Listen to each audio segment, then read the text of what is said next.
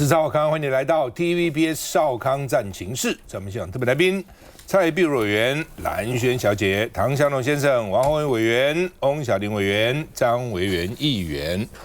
好，川普现在第2任期啊，那中国跟美国的国防部长第一次通电话，就是川普的第2任期哈。那聚焦在南海跟台海啊，因为上次那个在新加坡的会，好像中国的国防部长没去哈。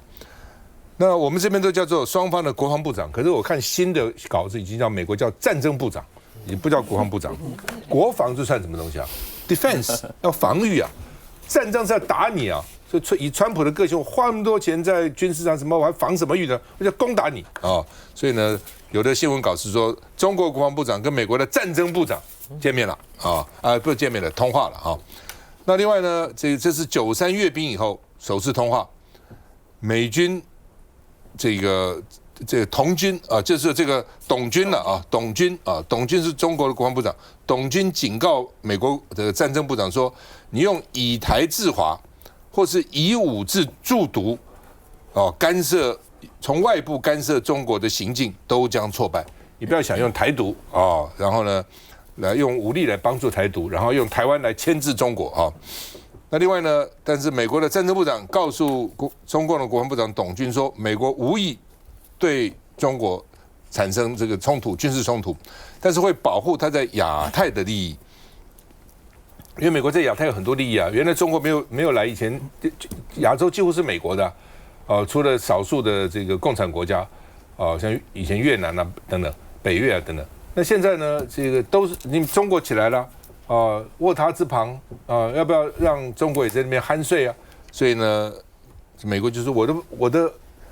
利益还是要维护的那为什么他们2个国防部长要视讯呢？学者说10月。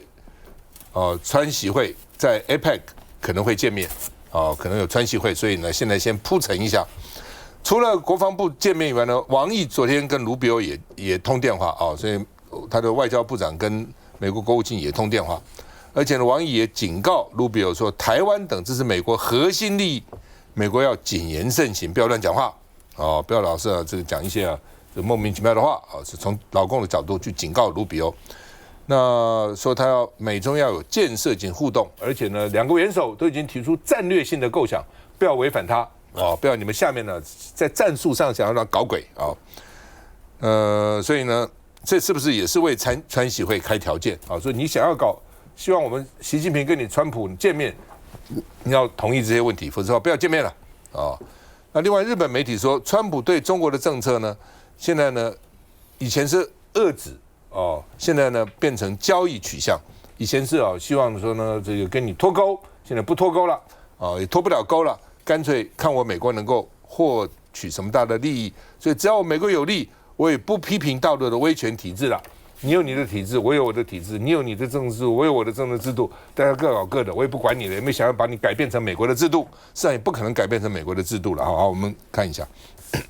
任何以武助独、以台制华图谋和干涉都将被挫败。就在93阅兵落幕后，大陆国防部长董军9号晚间与美国国防部长赫格塞斯视讯通话。大陆央视报道，董军在会议中强调南海以及台海问题，始终专注发展自己，坚定捍卫自身正当权益。遏制、威慑、干涉中国是绝对行不通的。这也是赫格塞斯今年1月上任后首度与董军对话。他表示，美国不会寻求与中方冲突，但仍然会坚持维护在亚太地区的利益。美中防长通话消息，双方有默契，晚一天公布，显见事前有沟通过。而 APEC 领袖峰会10月底将在南韩举办，美国学者善学认为，或许那里就是川习会登场之地。而大陆最重要的军事论坛将在9月17到19号举行。大陆国防部点名多国，但没提到美国是否确认出席。双方视讯通话后，后续能否真的见上一面，外界关注。而除了在军事层面上强调台海问题，外交上同样离不开这些话题。大陆外交部长王毅与美国国务卿卢比欧10号晚间通话，王毅表示，在台湾问题上要美方谨言慎行。而美国国务院副发言人提到，卢比欧强调，在双边问题上将保持开放、有建设性的沟通。那香港怎么看？中美这大概都是刻意的在阅兵之后，然后为接下去的两国领导人的见面在做暖身动作，一个标准的暖身动作啦。因为毕竟川普上来了之后，不管是外交或者是军事，两国的高层呢都没有什么互动，关系呢一直都不理想。对川普来说，眼前川普非常需要冲洗，就转一下手气。因为最近发生在美国国内的气氛很紧张，国际政治的气氛也很紧张，不管是昨天就死了2个人，对，就这些呢，对川普来讲，其实都是需要处理的事情。那对川普来说，他其实惯性都是基本上不直接处理过问题，然后用新闻呢去掩盖新闻，所以跟习近平的见面是对他来讲是重中之重的大事情。尤其是93阅兵，然后以及之前的上合峰会，这2个会议呢显示中国越来越有成为亚洲共主的那个味道。好，但是即使是这样。你听到赫格塞斯这些人讲话，虽然我们听起来觉得这些语言当中来讲没有什么特别的强调调子，但是你只要回想2战之后，美国曾经什么时候跟某一个国家说无意和对方发生冲突？美国从来不会这样讲，他不需要去跟任何一个国家说呢，我无意和你发生冲突。我的时候，我瞪你一眼，你就应该要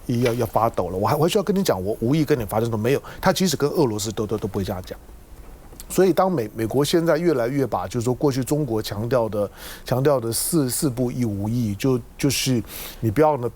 挑战了中国的底线，同时呢不要意图呢用任何的手段呢改变了中国的政治制度，这些都在赫格塞斯像照稿子念一样的朗朗上口。过去呢是曾经呢，拜登呢在视讯的时候有讲过，但是在美方的新闻稿没有。但是今天你看到美方的新闻稿里面有，光是摆在文字里面出现在美方的新闻稿里面，这就是一件呢不一样的事情。好，那不只是卢比欧跟王毅见面，赫格塞斯呢跟董军的通话。这些呢都有象征的意义。那为接下去呢，习近平跟川普的见面呢，开始呢做暖身彩排。那现在大当指的是10月，不过这中间还是会有一些变数啦，譬如说委内瑞拉的问题，譬如说中东的情况。这些呢都随时有可能呢擦枪走火，使得彼此之间的气氛呢又变调。对赫格塞斯来讲，跟中国之间呢，如果没有办法呢缓和到，就是说他能够顺利的取得中国的稀土的出口管制，他的军工产业呢，基本上面已经是转不动的。第二个呢，从 Rubio 的角度来讲，最近中美之间，中国也把手稍微抬高一点。让美国在亚太的事务运作，比如说在2019年之后呢，近乎瘫痪的美国驻香港的总领事馆。过去大家呢基本上面也大概都知道，美国驻香港的总领事馆呢是一个情报窝，基本上面是 CIA 的在亚洲的窝。可是呢，在香港的事件了之后呢，这个窝呢基本上面呢被抄了，所以呢，他基本上驻香港的许多的这些情报跟外围机构呢都已经撤了。可是最近呢，香港的总领事馆8月底呢，北京呢。王毅这边呢，已经呢正式的批准了他的香港的总领事准，那个总领事就是在2019年的香港的就是说呢反修例呢反送中的暴动当中，被拍到呢在饭店里面呢跟黄之锋啦跟罗冠聪他们见面的，当时的政治组的组长，现在已经升总领事，让这个人呢重新回到香港，等于中国呢把手抬高一点，也意味着香港2019年之后呢，美国对香港的各种的恫吓呢也都已经过了，所以眼前你看到就是说中美之间到今天为止，在行礼如仪的做一些安排，这些安排呢都是预告着川普跟习近平，川普很想跟习近平见面，但是是不是一定见得到面？我觉得现在内外的变数呢非常多，朝着那个方向走，但不一定能够走得到。蓝轩，我觉得刚刚香龙讲蛮多的啦，那所以我觉得这个中国大陆方面确实就因为现在川普跟美国对于这个中国的需求是蛮大的不管是国内外的局势也好，包括是我觉得川普本身就喜欢一种元首外交，他就觉得对他来说，他只要能够呈现出来，还可以跟习近平见到面是好朋友，然后的话可以管理两国关系，那这部分事实上也是他想要的一个状况。那再来的话呢，更进一步就是稀土的部分，所以我觉得重点就在于说呢，当这个中国知道美国需要它之后，它摆出来的这个架势，我觉得是值得分析的，就是它不断的画红线。他其实重申的，不管是从国防部长的角度去看，从外交部长的角度去看，他重申的都是台海的问题，都是台湾的问题。我觉得这点实际上是我们值得注意的，就他不断告诉你说，台湾利益是我的核心利益，是我核心利益中的核心利益，而且他不断的强调说，这个什么以武助独啦，以台这个制华啦，等等等。所以我认为他是再三的跟川普画红线。就如果说我们今年10月要见面，不管是在南韩的 APEC 的场外，或者你想要我们在中国见面。那这可能是更进一步的。事实上，川普先前有讲过，他希望可能不只是在这个一个国际会议当中的场边两个人顺便见一下，是专程的能够有一场会面的话，那我觉得对于川普来说，他就得要听进去今天中国大陆他在这个之前所谓的暖场所强调的话语，就是台湾问题。所以我觉得这件事情会很重要，就是好。那如果说我们也知道，整个的美国，它现在已经倾向于在川普主政底下是一个所谓的交易型的两国关系。那如果我愿意跟你交易，其实他也摆明了我没有跟你冲突，而且我顾的是亚太利益，我没有跟你讲说亚太的民主价值哦。今天川普他不太讲，过去美国都会讲说我要就是捍卫我某个地方的这个民主价值，他其实都不跟你讲民主价值，他其实是讲亚太利益。所以亚太利益在台湾这个部分，如果当他不断的被重申的话，如果说10月份当川普跟习近平见面，他需要给予一个非常交易式的一个示好的时候，我觉得我们就要注意说他会怎么示好。因为今天中国已经不断的提醒你说这个东西你不能碰，那如果说你不能碰，反而要表达一些善意的话，那台湾成为桌上的菜单的同时，他会不会重新在一中原则当中给了一点什么样更松动的表达？会不会在军售的我觉得军售其实蛮难的，军售可能不会动，因为我觉得美国就是要赚台湾的钱。所以他军售可能不会动，他照样卖，然后呢，中国要骂就照样骂，那大家就是你来我往一番而已。但是接下来不管台独。不管是一中就是任何的跟台湾的国际空间有关的，或者民进党的赖清德有关的一些主政的方向，会不会在这个过程当中会出现川普特别的修理一下也好，或者紧缩一下也好？我觉得这部分实际上是我们要特别注意的，因为这个部分可能不只是说是民进党的这个政党利益而已，它可能会关乎台湾的这个国家的利益跟国家安全，更何况是当他讲到亚太利益的时候，亚太利益如果最关键的是台湾，而台湾的利益当中，其实过去来说，除了战略的重要性之外，还有供应链的重要性。现在供应链大部分都要到美国去了之后，我们的重要性相对来说，可是在美方的眼中，它的筹码是变低的了。所以我们在这个谈判桌上可能会被怎么样子对待这件事情，我认为在这一次中国党不断的跟你画红线的时候，我觉得他是要告诉川普，你最好给我小心一点，而且最好你讲点我喜欢听的话。如果这样子的话，很可能在10月份才会有一个好的 big deal。就是当老共的中程、长程的武器啊，什么这个各方面的飞弹啊等等呢，慢慢发展成熟以后，你的第一岛链的重要性就慢慢降低了。所以对美国来讲，台湾最重要就是什么半导体啊，这些台积电这些，现在又被搬走了。那你如果搬走以后呢，你的重要性当然就降低了嘛。不过我刚刚讲说，美国昨天发生2件很惨的这个凶杀案呢，真的是很惨的。第一个就是这一个31岁的这个川普的好朋友，在校园里面跟人家摆擂台辩论的保守党的这个年轻人那昨天在校园被枪杀。川普非常难过，为什么？因为川普说他帮川普争取到非常多年轻的选票，非常保守，年轻人都觉得自己很前进啊、前卫啊，保守，但是呢，他到大学跟你辩论，摆个擂台来辩论，昨天就在这个演讲场合被枪杀。另外一个23岁的乌克兰一个女孩，逃过俄乌战争的烽火，跑到美国去，昨天在街头被一个流浪汉刺死。这2件事都是让我们都觉得很震惊的啊。那另外呢，这个2019年以后，你看6年以后，第一次美国跨党派的众议员军事委员会要到中国那这个美国是这样我只要在这个国会比你多1席，所有的委员会召集人都是我的，不像台湾还什么你保几个我这边凑来凑去，没有，我共和党只要比民主党多1席，整个参议院每个委员会主席都是我的。那民主党就叫做首席议员。哦，所以因为民主党现在不是多数嘛，哦，首席的民主党议员，但是他是军事委员会的这个委员，他同时组一个团，也有共和党委员去，但是并不是共和党的这个主席啊。他说我去，大家注意他讲的话，我觉得是有道理的。他说我去中国，不表示我认同中国的一切行为，我们制度还是不一样嘛，但不认同就不能对话吗？所以他说以中国现在越来越重要，所以它是一个崛起中的大国。我们越来越少跟他对话，所以我们需要找到解决分歧的方法，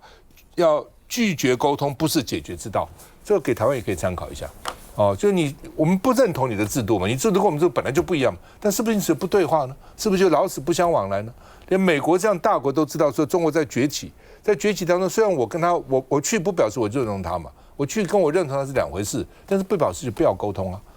不表示我们彼此间就不需要互相来讨论怎么解决我们的纷争啊。休息一下再回来。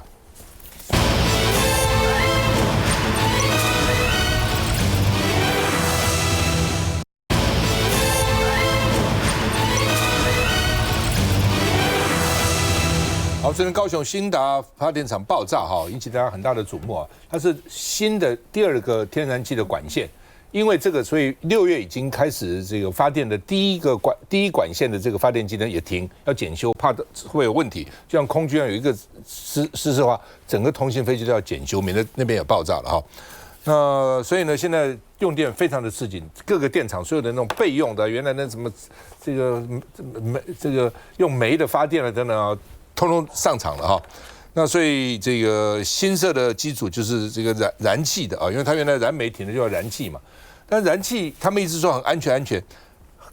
这个如果真的谨慎当然安全，但是谁也不敢讲。外国曾经有一个港口整个爆炸，把整个港都毁掉了啊。那所以呢，现在这个吃紧，会不会分区限电？台电说是谣言，我们不会分区限电啊。李明当然很可怕了，他说像住在火药库旁。小孩都说我们要搬家了，爸爸我不要住了，我不要住了，吓死了哈！他们开始以为是中共发飞弹来打他们的啊，因为大家现在都很紧张，好像随时会有战争啊。那居民痛骂啊，他们包围了新杂发电厂去抗议，说赖春德昨天还在等领钱，根本没做事。我们等领什么钱？一个领薪水的意思的，可能是这个意思的哈。那另外呢，这个在地居民围场抗议。提了4大诉求，就是安全啊，而且呢，这个厂长啊什么都要下台负责啊，等等了哈。那另外呢有4大诉求啊，那到底这次怎么出了事了啊？他们说这个 Flange 啊，法兰出包，什么叫？因为原来认为他们可能是焊接，有人质疑也不知道真的假的，说因为现在你焊接的有执照的人不多，所以可能有一些这个移工啊等等没有执照也上场了，学一学就上场。但他们这次说是法兰出包，什么是法兰？这个叫法兰。哦，就是我们2个管啊，比如说这个圆的跟这个圆的，那2个铁怎么管子很长嘛，你不可能做那么长的管嘛，那管中要衔接嘛，那衔接呢就有2个像这个像圆弧状的东西哈，然后这边有很多螺丝，2片把它锁紧，但金属跟金属之间会摩擦，会漏气啊，就这样一个软的东西在中间做这个缓冲啊，这个地方说漏气哦，不是焊接，这个地方漏气只有2分钟他们就把它关了，然后接着几分钟以后开始爆炸，所以你知道，因为管理压力是很大的，你知道天然气管，因为它原来是液体的，所以我们说 LNG 船是液体的，要先 liquefy 先变成液体才能够运得比较多嘛，然后燃烧的时候是气体，所以要加135到137度先加温，让液体加温以后变成气体，然后这个时候压力是非常大的管里面，所以只要漏一点压力就出来了，所以虽然只有2分钟，漏出来已经可以搞到这种漫天这个烽火这样哈，蛮可怕的哈。所以天然气厂的安全是非常非常重要的哦，难怪现在什么基隆啊、4街、外木山就紧张要死，就这个原因哈。那陈其迈很有意思，说我们这个发电不是只给高雄啊，其他县市也要给啊，所以呢，其他县也要负责，其他负什么责呢？他说不能都是我们都推给高雄，也没有叫你陈其迈负责嘛。但你的环保单位是很重要的，你安检单位很重要的。那台电当然很重要嘛，你主要当然是台电嘛，对不对？但你在地的政府该检查也要检查。那你知道其他县市负什么责任？我不懂，这一推，这个还推了几千公里出去了哈。那另外呢，台电都说不会爆炸，我们很安全，放心，我们非常安全。但是呢，环保团体说你世界要不要重新评估啊？世界离那个军营也很近，离居民只有好像几百公尺500公尺那居民紧不紧张？你今天旁边的居民紧不紧张？当然紧张嘛，我们看一下。不得下台！不得下台！不得下台！不得下台！抗议民众顶着艳阳，一早就来到高雄的新达电厂门口抗议。他们不满新建电厂爆炸，至今仍有许多疑点，要求有人要下台负责。你讲歹势上甲我讲，啊，阮安怎？善良的百姓较得来过这行行行行的日子。这回好佳哉，恁拄无人伤亡呢，啊，毋得爱阮这住民死哦，恁看恁较要来说明啊。民众不满瓦斯外泄，第一时间没有对外告知。看到有人接受陈情书，急着要宣泄情绪，而代表台电出面的施工处副处长，除了承诺会等审核流程一切通过，才会恢复试运转，也否认缺电而提早启动机组运转。试运转吼，阮足早就咧开始啊。那一开始要算入去咱系统内面，其实是到今年的11月底到12月初，所以阮是一步一步一步来试运转。不过，外界从内部资料发现，新建电厂的1号机组爆炸前已经运转超过80天，而2号机组也有将近14天，而且电力已经并入台电的总量计算。另外，爆炸隔天，原本停机的大林5号燃气机组也从中午用到晚间将近7点，就连核2、核3厂的备用机组都使用到晚上9点多，甚至新达电厂停机的2号燃煤机组也紧急启用，因此被外界质疑，台电恐怕得面临10天的警戒期。新达电厂爆炸之后，我们有发布警戒吗？有啊，台电没有对外说我要警戒10天。虽然11号一早台电评估当天的最高用电高峰仍有10%的备载电力，但各种变数存在，也让台电不缺电的承诺仍面临考验。毕若伟，这个就是前不久823才核三演绎嘛，会让大家开始觉得说，台湾的这个能源政策，其实大家都知道说要检讨，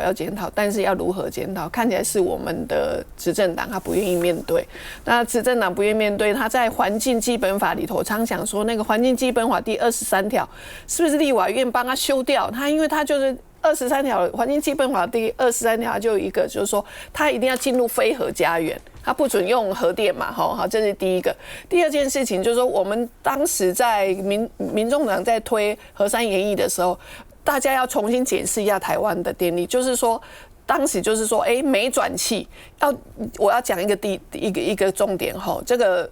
云林麦寮呢。麦寮事实上它有3个电厂，那它一个 M2， 它有 M1、M2、M3。M2 呢，在去年的时候它就已经停下来，因为它要开始整修，要进入那个变成没转气的哈。那今年呢，2个烧煤的这个机厂呢 ，M1 跟 M3 也到年底也全部都要停。那这个中间过渡时间大概会3到4年，它全部都是就是因为当时就民团开始抗议，他说，你这个云林卖场也那个麦寮的电厂应该全部都变成那个天然气体哈。所以这件事情是不是又为让大家吵起来？有这个恐怕就看这一次的那个这个社会的争议，因为大家觉得说，到底是核电比较不安全，还是这个天然气比较不安全？所以这件事情会引起大家的注意。但是一样的就是说，麦寮的电厂这3个机组如果停下来2到3年没运作，我们的电力是不是更吃紧？会不会更吃紧？那大家不要忘记上个月我们的那个世界就是外贸山，就是那个基隆，对，那边的环评才刚过啊。是不是这件事情又会被让大家提起来说，为什么要环评？就是上个月就环评，因为我会比较在意这种，反正就是环团在意的案子我们都会跟着他们去到处去抗议啊，做什么所以呢，这件事情到底我们的2030，我们现在已经非核家园了嘛？2030我们的那个烧煤要降到那个30%，然后呢，我们的那个天然气也要增加到30%，那其他的50%到50%，它天然气要增加从30%要增加到50%，那增加不到50%这件事情，对于整个的能源政策到底是对还是不对？因为看起来一个新达电厂昨天这样子进入之后，大家就开始发现它事实上它是电力不够的。那它为什么会容易？刚刚那个赵先生讲到说，它的那个 flank 那个转接了为什么会漏气？因为它就是穿着西装改西装，因为它是原来的那个烧煤的厂，然后变成要这个天然气，所以呢，这个没有办法让它停下来。所以我们的整个的能源政策现在是火力全开。我再讲一个概念了，我们台中那个吴七港那边本来有5根烟囱嘛，那它事实上它有1根烟囱是停下来，2个烧煤的停下来之后呢，在台中港它又要盖6个天然气槽，因为它要准备这5根烟囱呢，也都要慢慢。当时卢秀燕市长是希望他在2030年的时候全部都是没转气，但是民进党的政策他是觉得他必须要到2032年，所以这个天然气的这个发电呢，可能也应该也趁这个机会重新在全国再重新来检视一遍。台湾将来很麻烦了哦，港口都是1阶、2阶、3阶、4阶、5阶、6阶、7阶、8阶、9阶、10阶，通通都是天然气，都是天然气。你看每一个港口都是哦，都有规划哦，不是只有4阶完了，5阶、6阶、7阶都有啊。然后海岸就是风机，几百公尺一个风机。然后呢，这个余温然后呢，这个什么这个农田甚至森林、山坡地都是光电板。台湾美丽的台湾，福尔摩沙美丽的台湾，当然要变成什么样子？要变成什么样子？就是你们就非把核电厂的这种干掉，然后遍布这些东西，又贵，然后又不稳定，你到底什么意思？现在再回来。